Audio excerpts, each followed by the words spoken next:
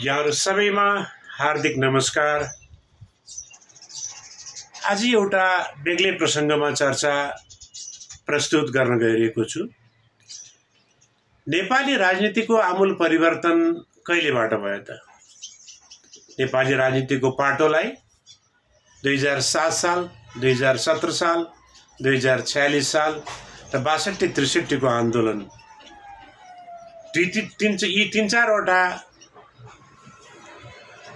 घटनाक्रमहरूलाई हामीले हेर्दै जाँदा केही लामो हुन सक्छ, तर म एउटा संक्षेपमा आजको राजनीतिको एउटा आमूल परिवर्तनको केन्द्रबिन्दु के हो त भन्दा 7 सालको आफ्नै महत्त्व र भूमिका छ। 17 सालको निरङ्कुशताले नेपाली जनतालाई एउटा पाठ सिकायो भने 36 सालको जनमत संग्रहले नेपाली राजनीतिमा केही स्वतन्त्रता, केही उदारता र केही नवीनता ल्याउन खोज्यो, तर त्यो निरङ्कुश पञ्चायती व्यवस्था जो राजतन्त्रात्मक थियो त्यसको विजयपछि फेरि स्वतन्त्रता र नागरिक अभिव्यक्तिका स्वतन्त्रताहरू र विचारहरूको गला अवरुद्ध गर्ने काम भयो, तर त्यो धेरै लामो समय त्यो टिकेन। 46 सालमा परिवर्तन भयो। 46 सालको परिवर्तनले बहुदलीय प्रजातन्त्र र संवैधानिक राजतन्त्र स्थापना गर्यो।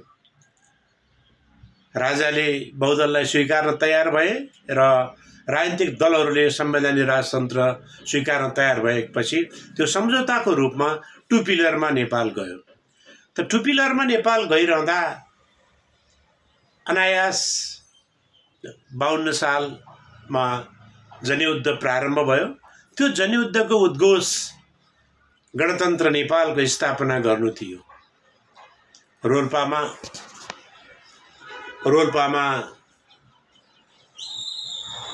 भरुवा बन्दुक पड्काएर गणतन्त्रको उद्घोष गर्दै सुरु भएको जनयुद्ध विकराल, भयावह र एउटा देशले थामी नसक्नु र सम्हालि नसक्नु अवस्थामा आइपुगेपछि 7 राजनीतिक दल र नेकपा माओवादी बीच 12 बुँदे समझदारी भयो। त्यो 12 बुँदे समझदारीको जगमा आजको वर्तमान नेपालको राजनीतिक परिस्थिति अगाडि बढिरहेको तथ्यलाई हामीले स्वीकार्नै पर्दछ। 7 राजनीतिक दल र माओवादी बीच सम्पन्न भएको 12 बुँदे सहमतिको जगमा नै नेपालमा संविधान सभाको निर्वाचन भयो। संविधान सभाको निर्वाचन दुई पटक सम्पन्न भइसके पछाडि त्यो संविधान सभाले संविधान निर्माण गर्यो र त्यो संविधान कार्यान्वयनको सन्दर्भमा अहिले हामी अगाडि बढिरहेका छौँ। दुई पटकका स्थानीय, प्रदेश र संघीय संसदका निर्वाचनहरू सम्पन्न भए पश्चात संविधानको सफल कार्यान्वयन भएको अवस्था छ। यही हो अहिले वर्तमान राजनीतिको आमूल परिवर्तनको स्थितिको चर्चा र परिचर्चाको सन्दर्भमा यी र यस्तै कुराहरूलाई हामीले मनन गर्नुपर्ने हुन्छ। र अहिले हामी यति बेला संघीय लोकतान्त्रिक गणतन्त्र नेपाललाई आधुनिक र समुन्नत बनाउँदै सम्मानित नेपालीको एउटा चाहिँ अभियानलाई सम्पन्न गर्नको लागि अगाडि बढ्नु परेको छ। यो सबै घटनाक्रमहरूमा नेपाली कांग्रेस नै महत्त्वपूर्ण, निर्णायक र जिम्मेवार भूमिका खेल्दै आएको शक्ति हो छ र आज पनि नेपाली कांग्रेस नै नेपाली राजनीतिमा अत्यन्त अग्रगामी स्थानमा उभिएको कुरा यहाँहरू सबैलाई अवगत नै छ। 7 सालको आन्दोलनको क्रान्तिको नेतृत्व कांग्रेसले नै गरेको हो। 36 सालको जनमत संग्रह गर्नुपर्छ भन्ने आन्दोलनको नेतृत्व नेपाली कांग्रेसले नै गरेको हो र 46 सालको आन्दोलनको नेतृत्व नेपाली कांग्रेसले गरेको हो र वाम मोर्चाले त्यसको समर्थन गरे पश्चात त्यो आन्दोलन सफल भएको हो। यहाँनिर अब लामो चर्चा नगरौँ। भन्न खोजेको कुरा के हो भने नेपाली राजनीतिमा नेपाली कांग्रेसको भूमिका अत्यन्तै महत्त्वपूर्ण, अत्यन्तै निर्णायक र अत्यन्तै दूरगामीपूर्ण रहँदै आएको छ र रहन्छ नै। आज पनि नेपाली कांग्रेसको भूमिका एकदमै सशक्त र प्रभावकारी रूपमा मुलुकको विकास र निर्माणमा बृहत्तर हितको लागि काम गर्नुपर्ने अवस्था नेपाली कांग्रेसले नै त्यो अहम भूमिका निर्वाह गर्नुपर्ने अवस्था छ। आज एउटा अन्योलता सृजना भइरहेको अवस्था छ। बहुमतको सरकार बनेको छ र नेपाली कांग्रेस र नेकपा एमालेको बीचको यो सरकार प्रचुर बहुमत छ तर अस्थिरता सृजना भइरहेको अवस्था छ।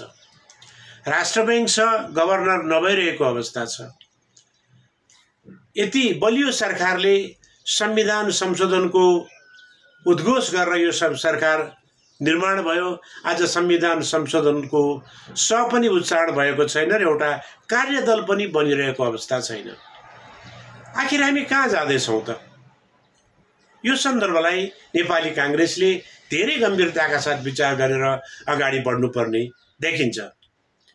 हामी सरकारमा छौँ, सरकार पूर्ण बहुमतमा छ, तर जनतामा यो बहुमतको सरकार राजनीतिक स्थिरता दिने सरकारको रूपमा अनुभूति हुन सकिरहेको छैन। ससाना निर्णयहरूमा पनि देखा परेका विलम्बहरू र आजको स्थितिले हामी केही हतोत्साही र केही निराशापन छाएको छ। तर यो गर्ने हामीले नै हो। हामी निराश भएर, हामी हतोत्साही भएर सुख पाउँदैनौँ। नेपाली कांग्रेसले सुख पाउँदैन। हामीले गुनासो गर्ने छुट पनि छैन, पर्खने छुट पनि छैन। किनभने मुलुक र जनता समक्ष भरपर्दो लोकप्रिय र सर्वाधिक लोकतान्त्रिक पार्टी नेपाली कांग्रेसले कुनै पनि बहानामा कुनै पनि समस्याहरूको समाधानबाट आफूलाई बाहिर राख्न सक्दैन, राख्न मिल्दैन।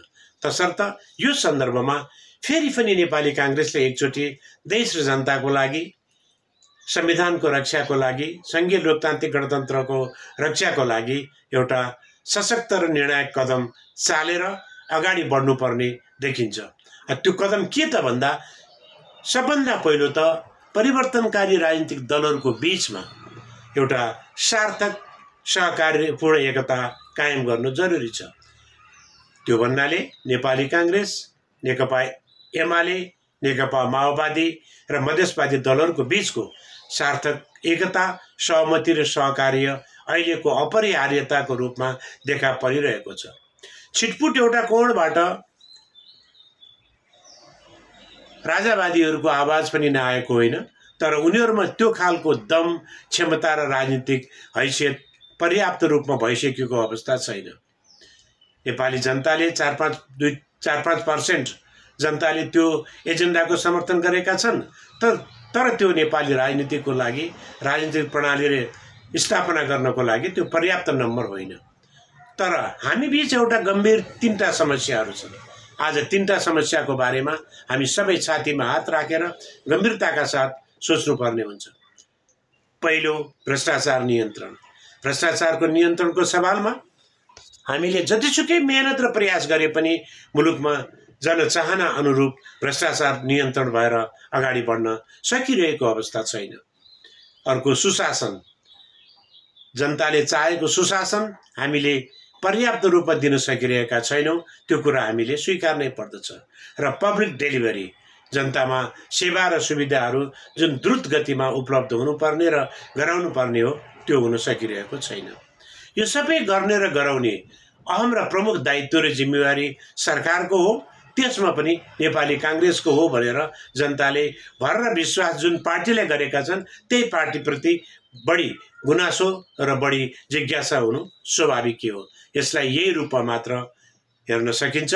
र अब नेपाली कांग्रेसले गम्भीर भएर मुलुकको भ्रष्टाचार नियन्त्रण, सुशासन र पब्लिक डेलिभरीको सवालमा केही नवीन कदमहरू चालेर अगाडि बढ्नु पर्दछ। र कांग्रेस आफ्नो महाधिवेशनको तयारीमा पनि लागिरहेको अवस्था छ र महाधिवेशनलाई पनि उसले सार्थक र निर्णायक बनाउँदै नेपाली कांग्रेसको महाधिवेशनबाट बलियो कांग्रेस र बदलिएको कांग्रेस निर्माण अभियानमा हामी जुट्नु परेको छ।